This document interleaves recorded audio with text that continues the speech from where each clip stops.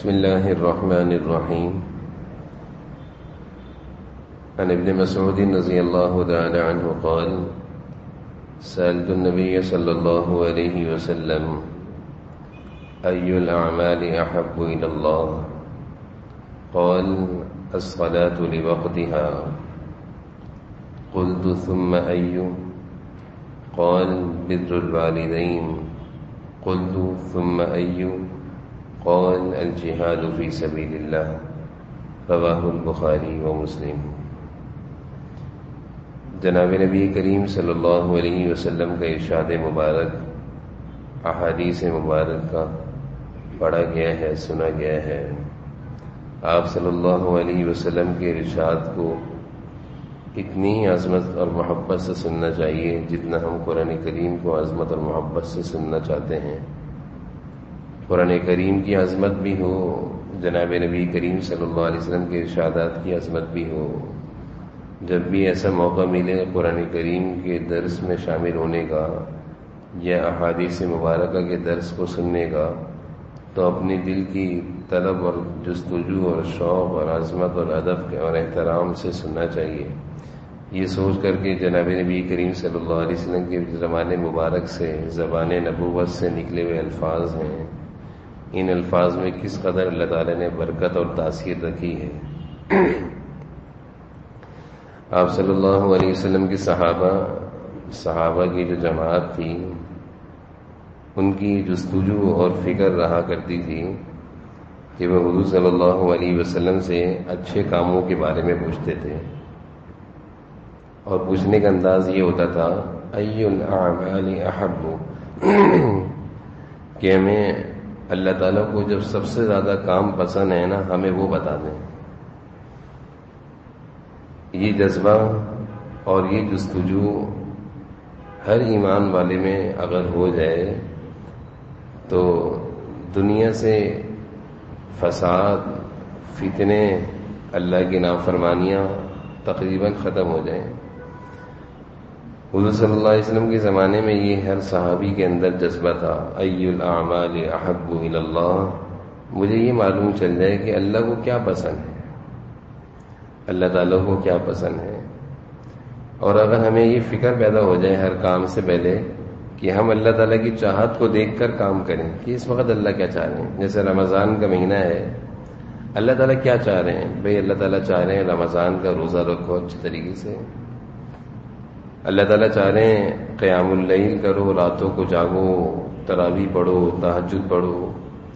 اللہ تعالیٰ چاہ رہے ہیں گناہوں سے اس مہینے میں اپنے آپ کو بچاؤ، لعلکم تتقون، تاکہ تم سب متقی بن جاؤ. تو اللہ تعالیٰ کی چاہت کا ہر وقت خیال رہنا اور اس چاہت کو پورا کرتے رہنا، یہی تو نیکی کا راستہ ہے. ایسے ہی تو اللہ کے مقبول اور محبوب بنا کرتے ہیں. ہم کہتے ہیں فلاں آدمی اللہ کا بہت مقبول محبوب بندہ ہے. وہ کیسے بن گیا؟ وہ ولی ہے، وہ فلاں اللہ کا مقرب بندہ ہے، وہ نیک بندہ ہے. وہ کیسے بن گیا؟ وہ صرف اتنا کام کرتا ہے کہ اللہ کی چاہت پر نظر رکھتا ہے. اللہ کی چاہت کیا ہے اس وقت؟ اللہ کی چاہت کیا ہے رمضان کے مہینے میں؟ اللہ کی چاہت کیا ہے؟ بازاروں میں گھومنا، خریداری کرنا، یا اللہ تعالیٰ کے گھروں کو آباد کرنا، اللہ تعالیٰ سے تعلق جوڑنا، یا کام کاروبار سے تعلق کو اور مضبوط کرنا. دنیا تو پہلے ہی ہمارے اندر بسی رچی ہوئی ہے. اس وقت تو اللہ کی چاہت یہ کہ اللہ کی محبت کو ہم اپنے اندر پیدا کرو. تو یہ اگر ہمارے اندر رمضان کی برکت سے یہ چیز پیدا ہو گئی کہ میں اللہ کی چاہت کو دیکھ کر کام کروں گا، تو آپ یقین جانیے ہم سب اللہ کے مقبول اور محبوب بندوں کی صفوں میں شامل ہو جائیں گے. اب یہ نہیں کہ اللہ کے محبوب اور مقبول بندے کے لیے بہت زیادہ کچھ شرائط ہے، کچھ بھی شرائط نہیں ہے. تو عبداللہ بن مسعود نے حضور صلی اللہ علیہ وسلم سے سوال کیا: ای الاعمال احب الی اللہ، اللہ تعالیٰ کو سب سے زیادہ کیا عمل پسند ہے؟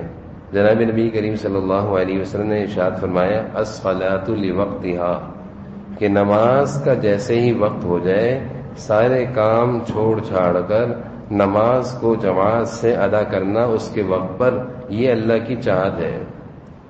اذان ہو گئی، نماز کا وقت ہو گیا، اب اگر کوئی دنیا کا کام کر رہا ہے، یہ اللہ کی چاہت سے ہٹ کر کام کر رہا ہے. اور ہم خود سوچ سکتے ہیں جس کام میں اللہ کی مدد نہ ہو، جس کام میں اللہ کی چاہت نہ ہو، جس کام میں اللہ کی رضا نہ ہو، کیا ہم کامیاب ہو جائیں گے؟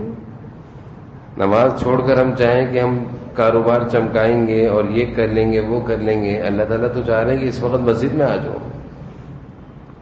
اس لیے وہ لوگ بڑے خوش نصیب اور کامیاب ہوتے ہیں، اور ان کے کام رکتے نہیں ہیں، ان کے کام رکتے نہیں ہیں جو صبح گھر سے نکلتے ہیں اور ان کا اگر آؤٹ ڈور کا کام ہوتا ہے باہر کا، تو وہ کہتے ہیں میں نے ظہر کی نماز وہاں پڑھنی ہے، عصر کی نماز وہاں پڑھنی ہے، اور چاہے کام پہ جا رہے ہوتے ہیں، بس جب دیکھتے ہیں ظہر کا وقت ہوا وہیں اپنی سفر کو روکا، سواری کو روکا، بس میں ہو تو بس سے اتر گئے اور نماز کو رک گئے۔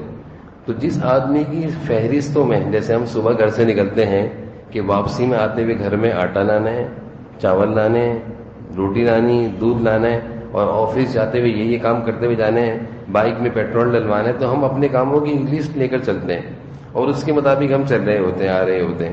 اگر ہم اپنے کاموں کی لسٹ میں نماز کو شامل کر لیں، آپ یقین جانیے سارے کام بن جائیں گے۔ اس ایک کام کی برکت سے، اللہ تعالیٰ کے حکم کو پورا کرنے کی برکت سے، جتنے دنیا کے کام کرنے ہم نکلے ہیں، اللہ تعالیٰ سارے کام بنا دیں گے۔ ہمارے ایک استاد مولانا انعام اللہ صاحب، وہ ایک دفعہ اپنی بات سنا رہے تھے کہ میں لانڈی جا رہا تھا، اور لانڈی جاتے ہوئے میں نے یہاں سے بس میں بیٹھا، تو جاتے ہوئے میں 2 بسوں میں پہنچ سکتا تھا لانڈی، یہاں سے سراب گوڑ سے لانڈی 2 بسوں میں، لیکن میں نے از خود تقریباً 3 بسوں کو بدلا۔ کہا میں جب یہاں سے روانہ ہوا تو راستے میں عصر کی اذان ہو گئی تو میں بس سے اتر گیا۔ بھی میرا سفر آگے تک تھا، لیکن میں نے دیکھا عصر کی اذان ہو گئی، یہ مسجد ہے، یہ نماز پڑھ لو، اللہ کی شان ہے، مسجدیں بہت ہیں، تو میں اتر گیا، عصر کی نماز پڑھی، پھر دوبارہ نیا کرایہ دے کر دوسری بس میں چڑھا۔ کہا پھر جب میں وہاں سے آگے بڑھا تو یقینی بات ہے سفر لمبا تھا، مغرب کی اذان ہو گئی، پھر میں اتر گیا اور کہنے لگا اس طرح میں 3 بسوں کو اضافی بدلتے ہوئے اضافی کرائے کے ساتھ اپنی منزل تک پہنچ گیا، لیکن مجھے اپنے اضافی کرائے کا بوجھ نہیں ہوا، بلکہ خوشی ہوئی۔ اللہ تعالیٰ خوش ہو جائیں گے کہ میرا بندہ میرے خاطر اپنے سفر کو چھوڑ کر اتر رہا ہے، اور اللہ تعالیٰ پھر اس کی برکت سے کام بھی بنا دیتے ہیں۔ صحابہ کے اندر حضور صلی اللہ علیہ وسلم نے جو اچھی خوبیاں پیدا کی تھیں، ان میں سے یہ بڑی خوبی تھی نماز۔ رمضان کی برکت سے ہم اپنے اندر یہ خوبی پیدا کر لیں، آپ یقین جانیے ہمارے ساری زندگی کے معاملات اچھے ہو جائیں گے سارے، کیونکہ اللہ تعالیٰ نے ایک شیڈول بنایا ہے، صبح یہ نماز، ظہر میں یہ، عصر میں یہ، مغرب میں اللہ، یہ ٹائم ٹیبل بنایا ہے۔ اگر ہم اپنی زندگی کو شیڈول پر لانا چاہتے ہیں کہ ہمارے سارے کام شیڈول اور ٹائم ٹیبل سے ہو جائیں، آج ہر شخص الجھا ہوا ہے، پتہ نہیں چلتا ٹائم کہاں جاتا ہے، کام نہیں ہوتے، کوئی ٹائمنگ نہیں ہے، کوئی ترتیب نہیں ہے۔ جب نماز اور اللہ کے احکامات کو پورا کرنے کی ٹائمنگ اور ترتیب نہیں ہے تو دنیا کے کام کیسے پورے ہوں گے؟ تو اگر ہم اپنی زندگی کو شیڈول اور صحیح رخ پر لانا چاہتے ہیں، نماز اپنے وقت پر ادا کرنا شروع کر دیں، ساری زندگی سدھر جائے گی۔ تو صحابہ کے اندر حضور صلی اللہ علیہ وسلم نے اس چیز کی اہمیت پیدا کی تھی، کچھ بھی ہو جائے نماز نہیں چھوڑنی، کچھ بھی ہو جائے نماز نہیں چھوڑنی۔ ایک صحابی ہیں حضرت عبداللہ ابن ام مکتوم، یہ نابینا صحابی تھے۔ تو یہ جب آیا کرتے تھے مسجد تو بس اوقات ایسا ہوتا تھا ان کو کوئی لانے والا نہیں ہوتا تھا مسجد، یہ حدیث کی کتابوں میں واقع موجود ہے۔ تو انہوں نے ایسا ہوتا کہ کبھی ٹکر لگتی گر جاتے، ایک آدھ دفعہ ایسا بھی ہو کہ کھڈے میں بھی گر گئے، مسجد آ رہے تھے کھڈے میں گر گئے، تو چوٹ لگ جاتی، جیسے نابینا آدمی بیچارہ ٹھوکرے کھاتا ہے، چھوٹے کھاتا ہے۔ تو انہوں نے حضور صلی اللہ علیہ وسلم سے عرض کیا، اللہ کے رسول میں مسجد آتا ہوں، کبھی کبھی ایسا ہوتا ہے لانے والا ہوتا ہے تو میں آسانی سے پہنچ جاتا ہوں، اور کبھی کوئی لانے والا نہیں ہوتا، میرے لیے بڑا مشکل ہوتا ہے ٹھوکرے کھانا۔ ابھی میں پچھلے دنوں کھڈے میں بھی گر گیا۔ تو حضور صلی اللہ علیہ وسلم نے فرمایا کیا چاہتے ہو؟ کہا میں آپ سے اجازت چاہتا ہوں کہ جب کوئی لانے والا ہونا تو گھر پہ نماز پڑھ لیا کرو، یعنی جماعت کی نماز اور مسجد کی نماز چھوڑنا چاہ رہے تھے، وہ بھی مجبوری تھی، نابینا ہے۔ آپ صلی اللہ علیہ وسلم نے ان کی مجبوری کو دیکھ کر ارشاد فرمایا چلو اگر کوئی لانے والا نہ ہو تو گھر میں پڑھ لیا کرو۔ یہ حضور صلی اللہ علیہ وسلم سے اجازت لے کر اٹھے اور چند قدم چلے، بات پوری ہو گئی، اپنا مسئلہ بیان کر کے اجازت مل گئی، واپس جانے لگے تو حضور صلی اللہ علیہ وسلم نے فرمایا، آواز دے کر بلایا، اے عبداللہ ابن ام مکتوم ادھر آؤ۔ دوبارہ بلایا، دوبارہ بلانا مقصد تھا نماز کی اہمیت بتانا۔ بلایا، کہا کہ تمہارے گھر میں اذان کی آواز آتی ہے؟ کہاں اذان کی آواز تو آتی۔ کہا پھر تو مسجد ہی آ کر نماز ادا کرو، پھر تو مسجد ہی آ کر نماز ادا کرو، پھر تمہاری نماز گھر میں نہیں ہونی چاہیے، مسجد آؤ۔ تو معذور بھی ہیں، مجبور بھی ہیں، نابینا بھی ہیں، لیکن حضور صلی اللہ علیہ وسلم ان کو مسجد کی نماز چھوڑنے کی اجازت نہیں دے رہے۔ اس سے اندازہ لگائیے کہ نماز کی کس قدر اہمیت تھی۔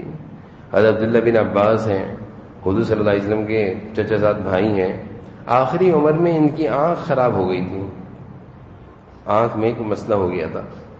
تو جب ان کو علاج کے لیے لے جایا گیا تو ڈاکٹر جو علاج کرنے والے تھے انہوں نے کہا آپ کو کچھ عرصے کے لیے کرسی پہ بیٹھ کے نماز پڑھنی ہوگی، کچھ عرصے کے لیے آپ کو سجدہ نہیں کرنا ہوگا، آپ زمین پہ سجدہ نہیں کر سکتے، زمین پہ سجدہ نہیں کریں گے، باقی پوری نماز آپ پڑھیں لیکن زمین پر آپ سجدہ نہیں کر سکیں گے۔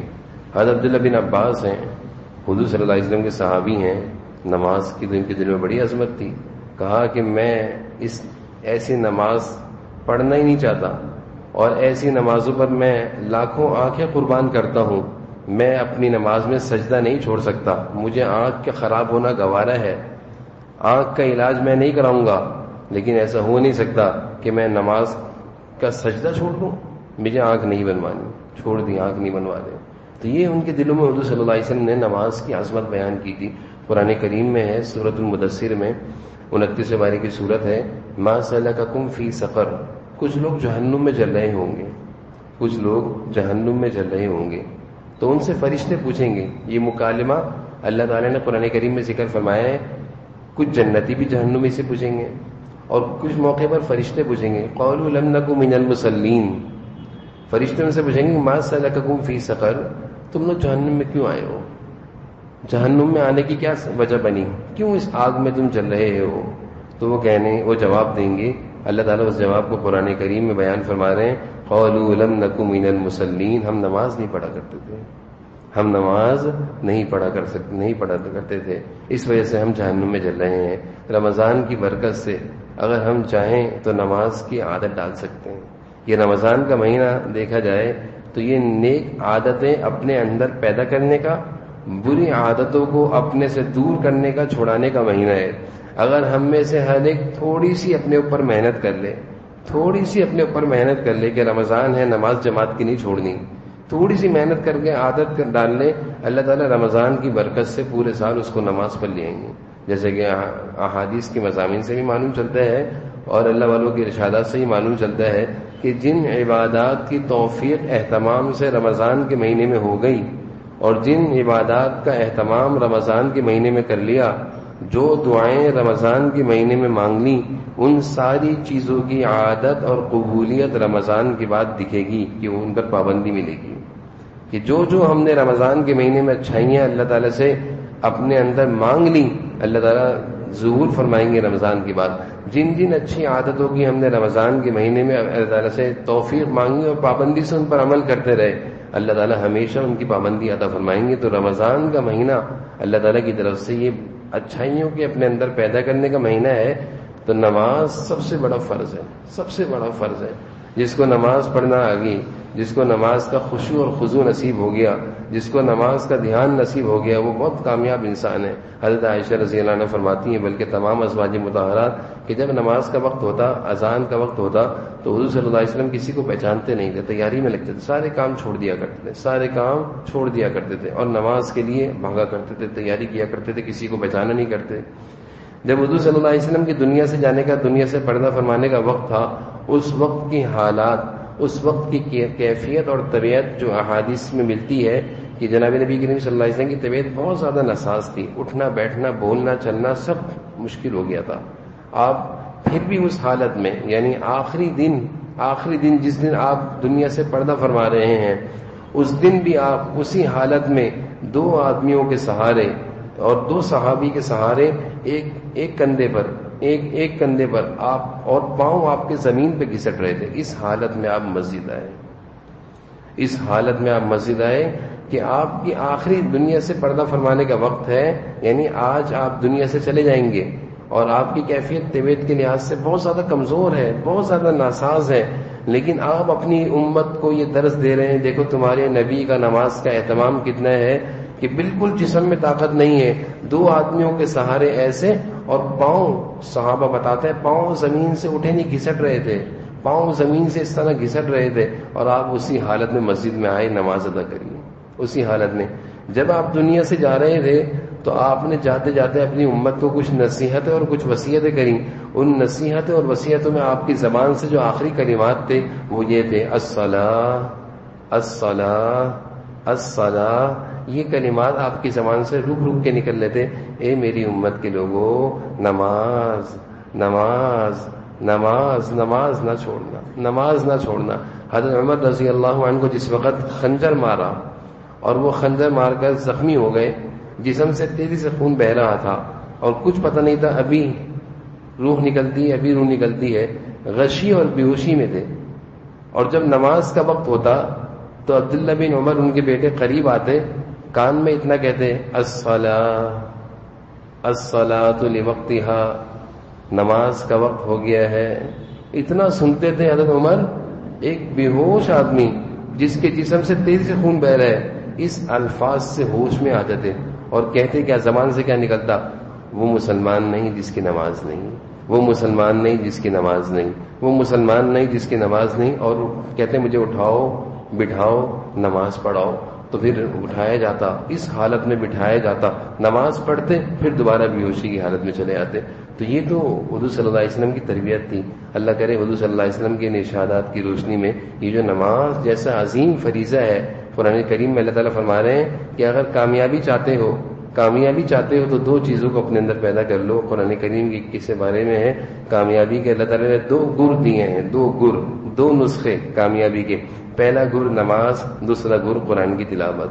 پہلا گر نماز، دوسرا گر قرآن کریم کی تلاوت.